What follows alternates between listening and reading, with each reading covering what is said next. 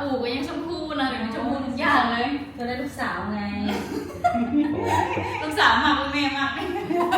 จะได้ลูกสาวแม่มากอันนี้เป็นห้องที่สองนะทุกคนเนาะได้กินข้าวเนาะแน่อาหารเฮาอันนี้เป็นทอดป่าคือสิกรอบผักไอรีแล้วก็ปิ้งไก่จ้าพวกปิ้งไก่ต้องมีตำมะฮุ่งด้วยในมัน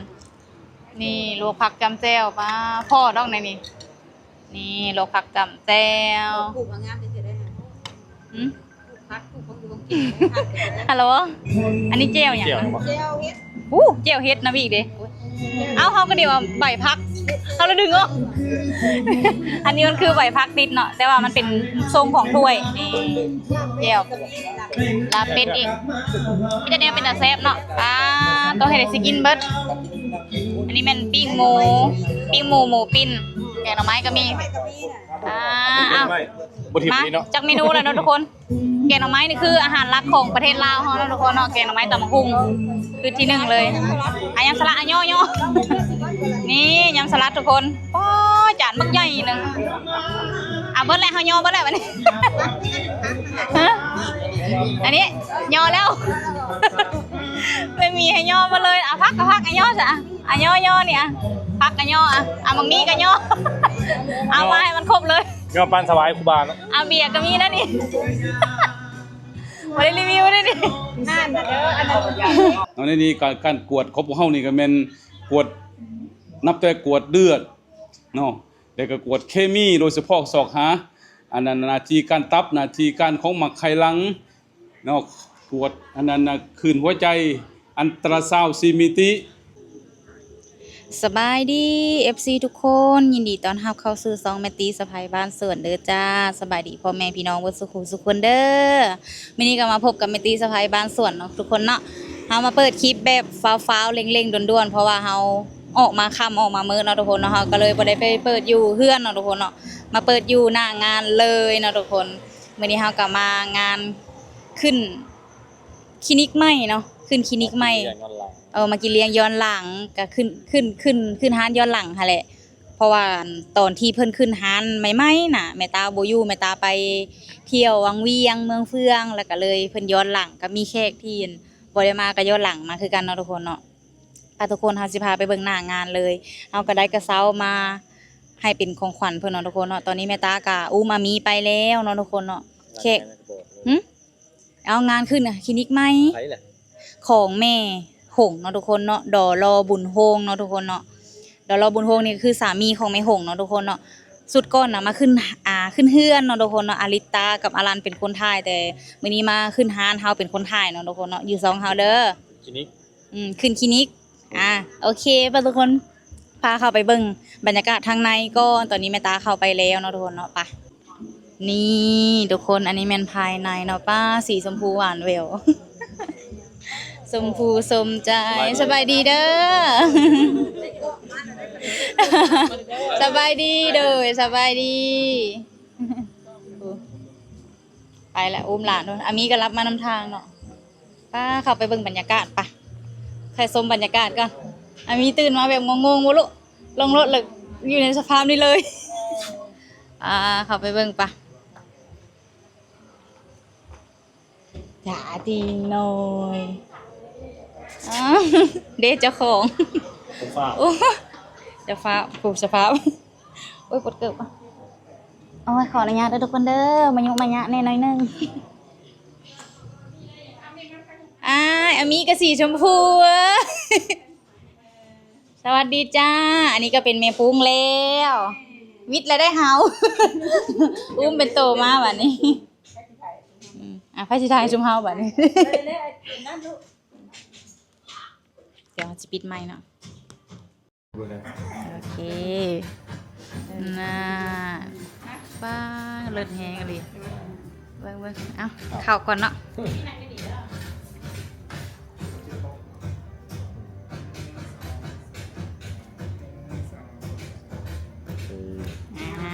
ถ่ายเด้มีเบิ่งกล้องกันเลยส้มได้บ่ไม่หงนี่โอ้ส้มจ้ะมารีชมจังให้เนี่ยเอาสิพาทุกคนชมเบิ่งคลินิกใหม่เพิ่นเนาะนี่ อันนี้แม่น คนเลิศ หน้าเลยเลิศแฮง ถ้าเครื่องขึ้นไปเลย เบอร์เลยจังนะคลินิกดอลอบุญโฮมแสงอรุณนะทุกคนเนาะซื้อหงกับใส่หงอีกเนาะ มันบอกนั่นแหละนั่น มิ อามีเอ้ยอามีเอ้ยตอนนี้เอาได้ นายจ้ะ ตึ๊ดตะตึ๊ ติ๊ง ด นาย ในลูกสาวลูกสาวคือการเกี่ยวคมไม่คมบาทหนึ่งเลย อ่ะ อะไรของจัง อันนี้นำเลย จ่ายยาตีเงินหนา คุณแม่พาเลาะค่ะหวานเป็นแบบนี้อันนี้ห้อง ของจ่ายยาบ่จ่ายยาก็ยังชมพูแบบ ละมุน ละมุนนะ ละมุน พาเทลแฮง โซฟาเพื่อนนั่นเป็นบอนนั่งท่าเนาะ เพื่อนดาว เพื่อนแหละได้อยู่เขาก็มีลองเอามีนั่งมึงดู สีเซอร์ยังทุกอย่างแบบผู้เขากันแฮง สีก็มีเลย น่ะ เลยจังมาไทยฮู แต่งตัวเล็บสะแต่งตัวได้เหมาะมากเขา นี่ เป็นพี่เชเตอร์มาคงเลย อีเลนเตอร์ดิ ดิจิเตอร์ตัวน้อยมาดิ ไปจ่ายระโบนะ อยู่รถผูกมาเลยก็ย่าเลยงามแหละนั่นแหละ เนื้องามเลยแหละนะลูก มี ค้า น้อยแต่มีหน้าป้ากงไทยจิจูเลิศหรูมากไปเลาะอีกเลาะต่ออีกให้เมย์เป็นพาเลาะนะทุกคนเนาะให้เจ้าพาเลาะ มีห้องผักมันดิเนาะ โอ้มีแบบหอยนอนเลยบอกโอ้เขาคิดว่าจะเห็ดความงามนั่นแหละ ความงามยังบ่ได้นะช่างโมมีผู้ซอย บอกเห็ดแบบสีชมพูบ้านเรามีความงามเราไม่ยักเอาพอสิเดี๋ยวมันเติมต้องมีแล้วล่ะต้องมีแล้วล่ะนั่นแหละเนาะ เดี๋ยว ฟ้าแล้วเขามาเหลือม ผูกเมตาภาพปลูกก็ยังชมพูนะเดี๋ยวมันชมพูทุกอย่างเลย จะได้ลูกสาวไง ลูกสาวมากลูกแม่มาก จะได้ลูกสาว แม่ ไง มากอันนี้เป็นห้องที่สองนะทุกคนเนาะอันนี้ค่ะอันนี้ก็ ทั้งหมดมีจังห้อง มีสั้น2นำเลยเนาะ อันนี้เป็นของแม่ของกวดแม่คือกับเอโก้ตัวนี้เป็นของเอโก้ อุ้ย ดีเด้อทุกคนไผ่ถือพงถือผ้าธรรมชาติพงผ้าพร้อมเด้อปวดใจสบาย มีจักรตี้แม่ ซีนิติ 4 มิติเนาะทุกคนเนาะ กดไว้ ก็มาเด้อ เห็นแจกแจ้งให้มัน เห็นทุกอย่างนะทุกคน เครื่องมือที่ทันสมัยนะทุกคน กดทันสมัยมาเลยใช้เวลาเดิม ดุยเลย เหมาะด้วยนี่อยู่กลางเมืองเลย มาสวรรค์มันนี่ก็ได้ ถ้าแขกมันนี่ก็ได้ต้องเห็นยังมานี่ก็ได้ ใกล้ ตังกวดว่าได้ว่าจะเตียงตังกวดเป็นสมพูสมใจ ปวดห้องได้บ้าง ป้าเปื่อนบ่นี่ ขนาดเปื่อนได้นี่ น้ำไปค่ะ บ้านทุ่งแฮมเว้ย มันพักแม่ใครอยากมาใส่ยมใส่ยามีเองมานอน ผักที่ผักตากอากาศเนาะ ราคาเป็นกันเองไม่ได้ราคาแพง ไปทำทำไม อันนี้ของนั่นของเคมีของขวด เคมี เลือด เค เคมีเขาก็มีหลายอันขวดเลยคงว่าพอกินเลือดยังไข่ยาง เขาจะเลือกก็ได้บ่แม่ แมนได้ โอ้ได้ ไม่ สิ ใช่เอา แนะ แนะ นำ นำ ให้ ให้มาเลยติดตามคุณยางได้กดครบเบิ้ล อุปกรณ์เนาะ อุปกรณ์ อุปกรณ์เครื่องกวนเนาะ อันนี้ของ ของหกนี่ของหกวันนี้ อันนี้ของมันซีของมันซียังของมันห่อเป็นของมันซี โอ้ของลังสี โอ้ ไข่ทะเลยังบ่มาเขาต้องสั่ง คุย ก็เลยเอาดีมากกดพยานยิงนะผสมพู กดพยานยิง พยานยิงมาได้ปิ่นกวนรองเท้ามีครบ เข้า หมดทุกอย่างแล้ว ครบ ค่ะ ทุกอย่า ครบ ง เซ็ต เลิศทั้งเทิงเป็น ห้องนอนอย่างเดียว แม่ของนอนของความงามสีเป็นของความงามทั้งเติม มีแผนแล้ แล้ว วก็ไอ้บีไปแล้วเปล่า มีแผน ไปปะไปไปดูวิวกัน สมเพื่อนเลยนะ ขึ้นค่ะ ต้องไปกรุงพาหลอกมาเลย จัดไป หลังอันแค่เวลาที่เขาวันขึ้นหัวไหนเขาก็บึ้งทางวันไปแล้ว ผักฟ้าเราเรียบขัดเลยว่ะ เนาะ คัดสันสีหลด โอ้ผู้บ่าวก็เลาะน้ำเฮาอีก ก็หลายวันมากจะอ่อนได้ดิทั้งเติมยังบ่น่ะ ก็ดีเย็นเขาอ่ะ ยังมีบริเวณของมันเป็นสีงามก็เลยขอโทษนำเลย เปล่า ล้างแล้ว ผูกน้ำร่วม อันนี้ห้องน้ แม่น้ำร่วมแขกน้ำของ ำ น้ำ ล้างมือ สวยดี เลิศ หันยังอันไม้ก็ทัน โมเสเลตเราใส่ที่ ยังบ่ได้ติดบ่ ไม่ลองนะมีแต่หลอก สวยมากเลย อันนี้ก็ยังบ่แล้วขอโทษเด้อรีวิวให้เลย ปลาตก ยังบ่แล้ว ขนาดบ่แล้วด้วยนี่ ยังบ่แล้วแล้ว สวยมาก เลย ได้ท่านได้แม่แล้วแม่น้องก็เจ็บไปกัน พืชนี่ครับ เราพักพื้นเนาะ พืชกับลายเวอร์ซาเช่พูดได้นี่ ยังเบิ่งลายอยู่ โอ้ขัดเลยพืชแล้วขนาดพืชยังเวอร์ซาเช่แล้วนี่มั้ย อยู่ในวันเสาร์อันนี้ของความงามหรือของงานเลยใส่อันนี้ค่ะทำไมก็ได้ เมาตัวนี้บัวครับ มาเบิ่งพี่เลยเข้ามาพี่ป้าอันนี้เป็นของความงามนะพ่อ ชมพูอ้าวในกล่องคือบ่เป็นชมพูป่ะ เป็นอะไรสิยัง ออกสีครีมๆมันไข่ แต่ที่จริงมันเป็นสีชมพู ๆสีชมพูแบบนูดๆสีนูด เด็กเตียงไม่ใช่ชมพูบ่เลย ชมพู ถ้าได้ข่าวไม่แล้วใส่ดีหลาทุกแค่สั่ง ๆอ่ะอันนี้เป็นของยังก่อนเนี่ย ของใคร โอ้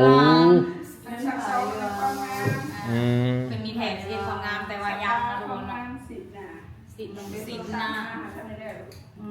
ไม่เมียเขาเชื่อบ่ได้มาเป็นลูกค้าซะบ่เนาะจมอยู่ คอยสิเฮ็ดหยังไงความงามเลยนะนี่ นี่ วันนี้ได้ไหมแม่ มันมาก ข่าวนี้ที่ ทุกคนเป็นอะไรแมตตีลุกนี่ป้าลืมถามแมต ท่านแล้ว แมตตีลุกนี่บ่ได้สู้ได้ไส้ค่ะนะนี่คุณแม่ย่าว่าสวยค่ะวะลืมคุณแม่ค่ะ สวัสดีจ้า ให้เอาหลานจนลืม ลืมว่าคุณแม่ลืมสบายดี นี่ถูกทุกคนไปเบิ่งอีก กำลังคิดใจแหวก เอาจับในอยตี ลืมว่าคนเป็นเจ้าของกล้องเอาชุดอะไรนี่เละหมดเลย อันนี้ก็ของหักคือกันบ่ ความแม่ของ รีวิวแบบมัน ปั้นหุงแฮม แน บ่ ลงไปบ่แม่มีแบบไข่ประตูแนมลงไปลุ่มค่ะนะ นี่ ข้างหลังพุตตี้ ตัวไหน ว่าใครทำอะไร ตัวไหนแบบมองๆตัวไหน เปิดคิ้วเปิดคิ้วค่ะ เละก่อนนี่อันนี้มันจะมาเบิ่งวิวแล้วทุกคนเนาะ ปั้นหุงแฮมเว้ย ฮัลโหล งามกว่าหุงแฮมอีก โอ้ยมัน โอ้โหลม ลมเนาะสูงเนาะลม โอ้ลมแรงมาจับให้ เดี๋ยวเซลล์กันก็ได้ อันนี้มันวิวอันนั้นเป็นเพื่อนเพื่อนเมื่อที่บอกเลย โอ้บ่มือดอกถึงบอกแล้วลิ้นแสงเด้เบิ่งแสงเบิ่งหยังทั้งนี้ก็เป็นหัวเดียวกันเลยเด้อกับเพื่อนหลังนี่เนาะทุกคนเนาะหลังที่เฮามาขึ้นเพื่อนนี่ก็ว่าใหญ่แหละคลินิกนี่แห่งกลัวอีกบาดตัว ที่นี่เพื่อนเพื่อนเนาะ อาจจะได้ระบาดนี่เโอ้ยเห็นคือบ่เป็นซื่อๆ งานเลยฮะอามีจะว่าชีวิตได้มางัดดังไม่ดีไปต้องดังแล้วนี่เป็นบอลดังดังท่าเขาสื่อตื่นของงานเราคน ลูกค้าโทรไปกล้ามาอยู่บ่นี่ ตามมาเบิ่ง คัตเตอร์เวนนะ แบบชุดซื่นเนาะกันเนาะกิน กา กั ร น เย็น ล เย็ ง น อยู่เทิงเลยลม เขาเบิ่งเลย ใช่ใช่ ชอบ ใช่ ไหม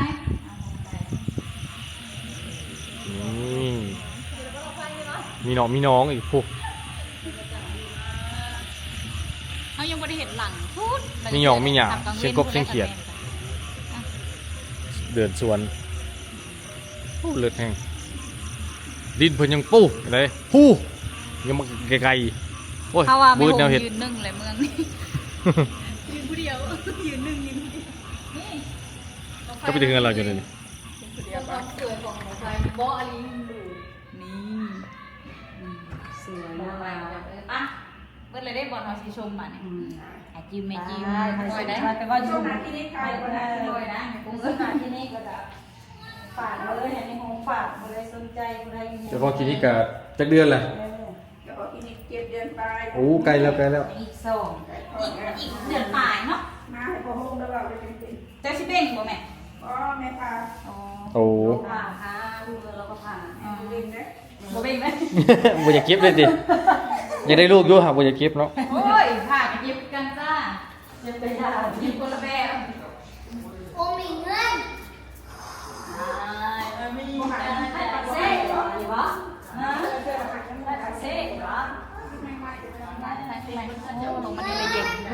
ดัดสดอยู่ เป็นอะไร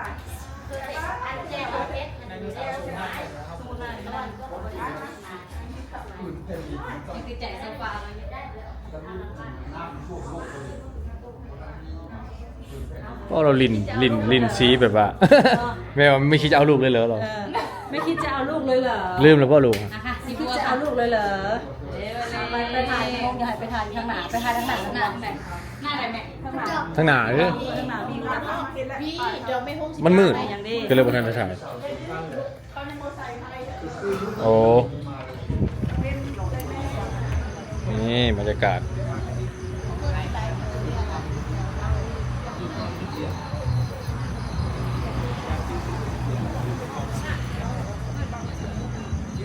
มืดอยู่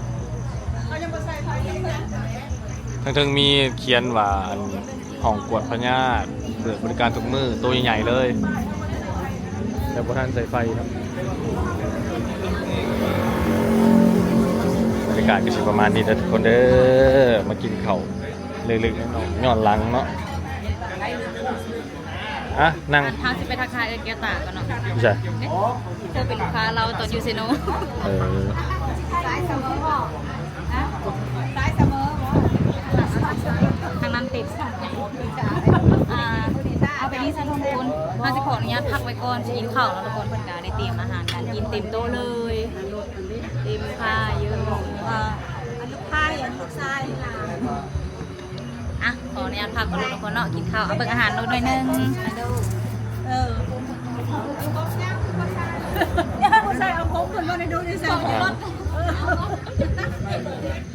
ก็เราไปเป็นเสื้อยัง งั้นน้อยนะจ๊ะอ่ะฝากคลิปกันด้วยทุกคน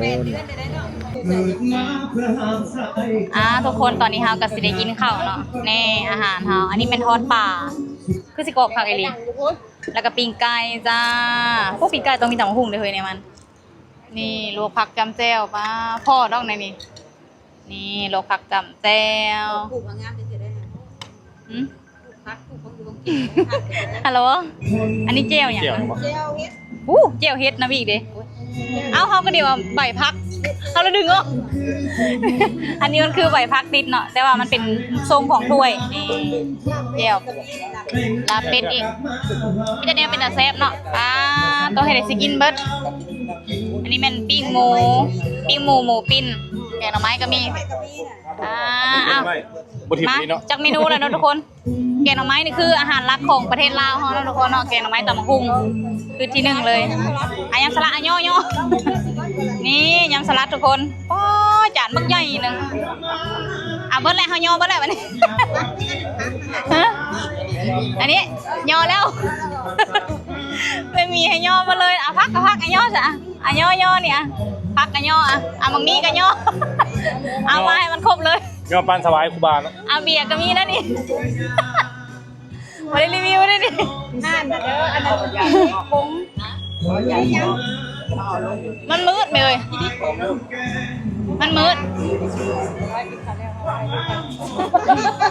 โอเคเนาะทุกคนเฮาขออนุญาตกินข้าวกันเด้อพี่น้องเด้อมาได้กินข้าวแรงนำกันเด้อตอนนี้เฮากะสิได้ขออนุญาตเมื่อแล้วเนาะทุกคนเนาะมีน้อยก็รับแล้วแล้วก็ให้เพิ่นนั่น ปิดคลิป แป้งไม้ก็ได้มาเป็นหนึ่งเบิ่ง แปลงใหม่ก็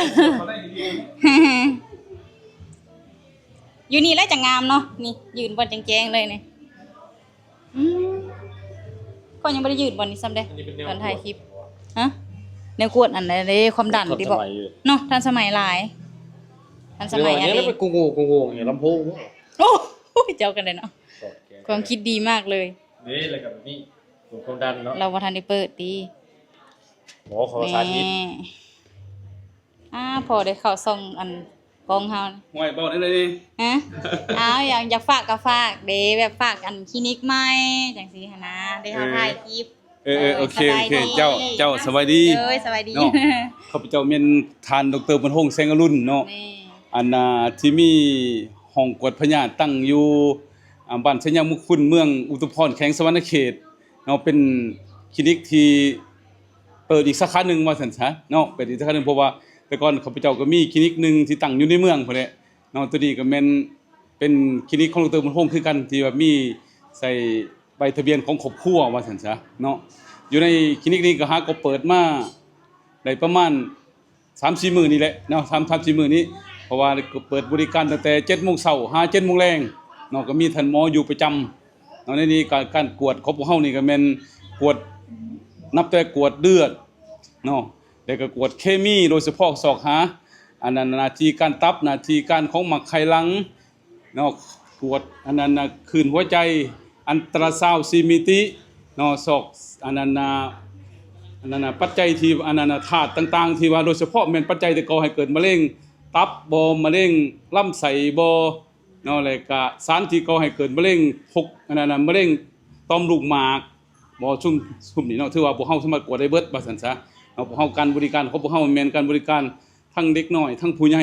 ถือว่าบริการได้เบิดทุกอันว่าซั่นซะเนาะจึงประสบการณ์ของพวกเฮาก็แม่นเฮ็ดมาหลายปีแล้วว่าซั่นซะเนาะหลายปีเฮ็ดมาเป็น20ปีแล้วเด้ว่าซั่นซะคลินิกเนาะแบบ20ปีก็หลายคนก็ให้ความสมัน